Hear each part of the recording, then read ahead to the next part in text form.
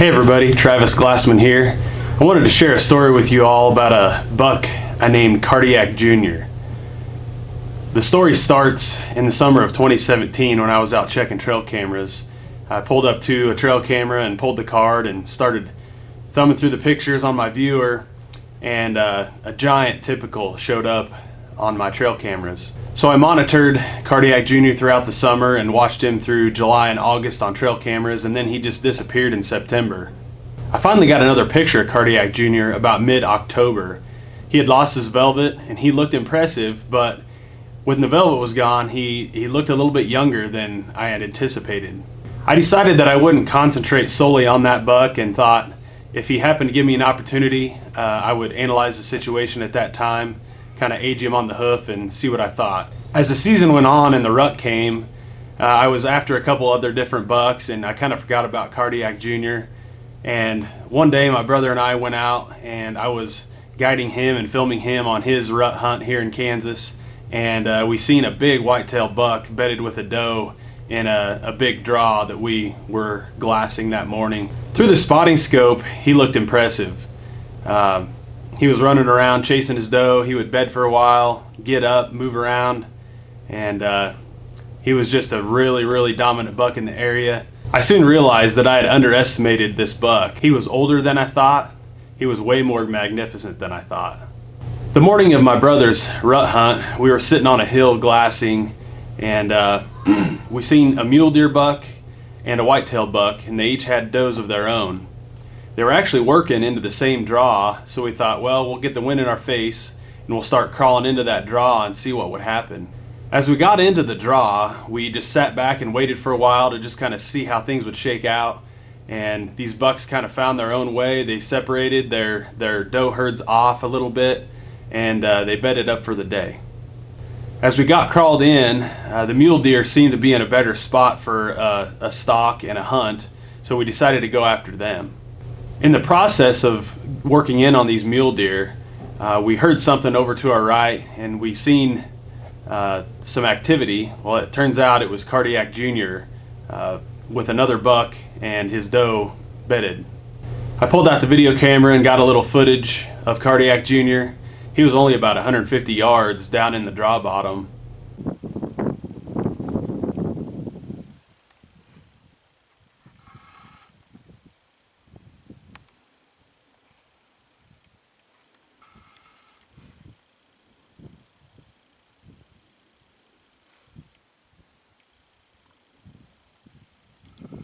I didn't even show up in this draw again.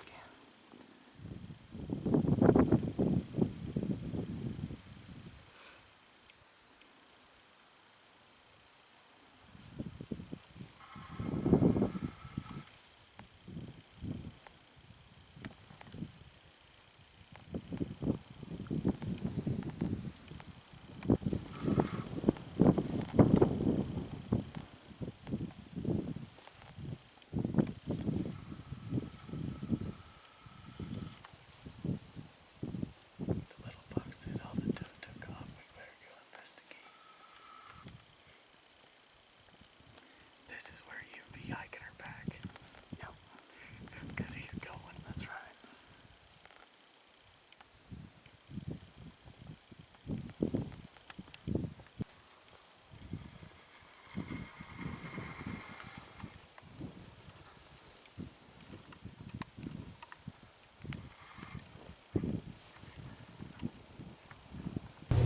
It just happened to turn out that the mule deer got up and the buck was checking his does, and I was able to pop up the heads up decoy and get him to circle in for a shot. So everything just kind of fell into place for the mule deer, and that's what my brother ended up taking that morning. So Cardiac Jr. had gotten the free pass. He had worked off a little bit farther down the draw and rebedded. As soon as I got home that evening, I pulled up the footage and I showed my wife, and of course we were extremely excited because we had been watching him throughout the summer. Again, we had underestimated him. He was much bigger than I thought, and it was time to make a plan to go after him. So after we made a plan that evening, we decided to drop the kids off first thing in the morning and get out to a vantage point and try to overlook that same draw where we had seen him the day before. Sure enough, he was in there. He had the same doe. He had picked off one specific doe that he was interested in. They separated and bedded. Then they got up, ran around. He chased her and tried to corner her and keep other bucks away. We did that cat and mouse game for most of the morning, and finally he worked his way into a big CRP field. So it was time to make a game plan. We knew that the buck had one doe and he had her bedded down and pinned down for the day.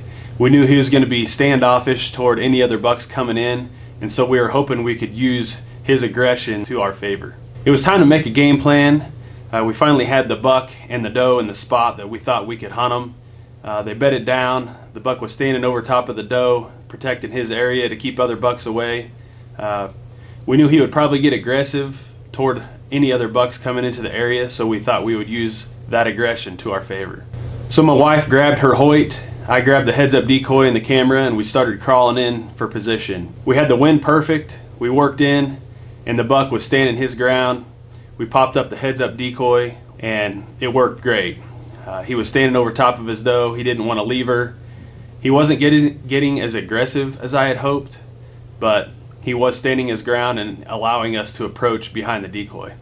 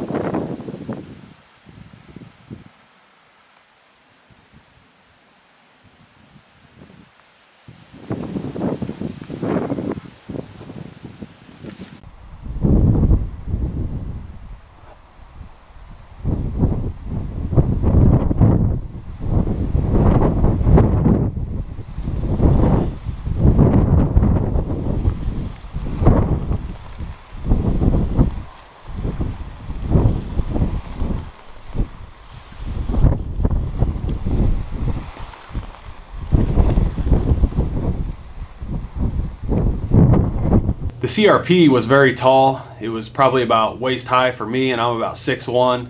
My wife was having a tough time seeing over top of the grass on her knees, so we decided that it was time to get to a position where she could slowly raise up behind the decoy to her feet and get a shot. When it was time, we decided that I would slowly raise the decoy up and she would raise up behind the decoy, lean out around the decoy, and try to get her shot. We were finally at 25 yards, and it was time to make a move for the shot.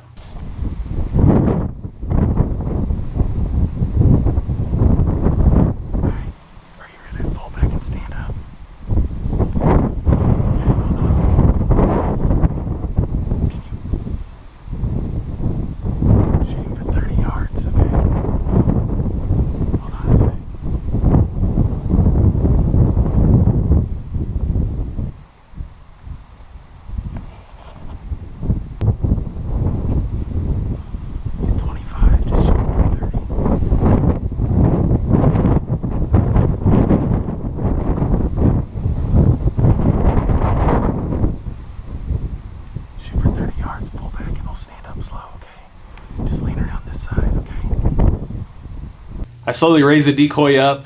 My wife stood up at full draw, leaned out around the decoy. The buck raised his head up on alert, and Kinder let the arrow fly.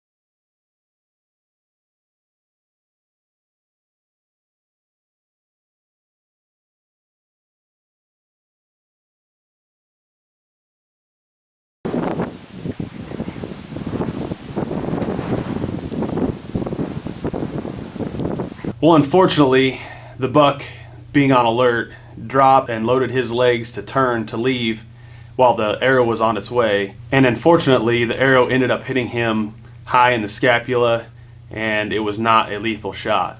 The buck carried the arrow for a short distance and it snapped off, and he ran off. We were able to find the buck a couple hours later, and he was fine. He was walking fine. He was a little bit sore, but we thought it would be okay to leave him for another day. The next Saturday morning, I received a phone call from a buddy, and he asked me if we had been hunting a really giant buck. And I told him, well, my wife Kendra ended up hitting a nice one, but we were unable to recover it. Well, he had ran into another buddy who had shot a really nice whitetail and had found a broadhead broken off in the shoulder. My heart sank. I couldn't believe it. I didn't know for sure if it was the same buck, Cardiac Jr., or not. So I started making some phone calls, and sure enough, he had been taken. As you can imagine, Kendra was sick. She had been losing some sleep over the deal. She had never been heartbroken in a bow hunting situation before. So I was trying to help her through that moment. Of course, being a bow hunter myself, through a lot of years, I've encountered some heartbreak, and that's going to happen to all of us. I think some of you can probably relate to that. If you haven't, just wait, it's coming. So it was a lesson learned for us. We maybe could have gotten a little bit closer. We maybe could have aimed a little bit lower so that the buck would drop into the arrow instead of out of the arrow's path. It was an unfortunate situation. My heart goes out to Kendra, but unfortunately these things happen when bow hunting. I hope you all enjoyed this story. It was a buck that's special enough that I wanted to share with everybody, so enjoy. Good luck this season and take care.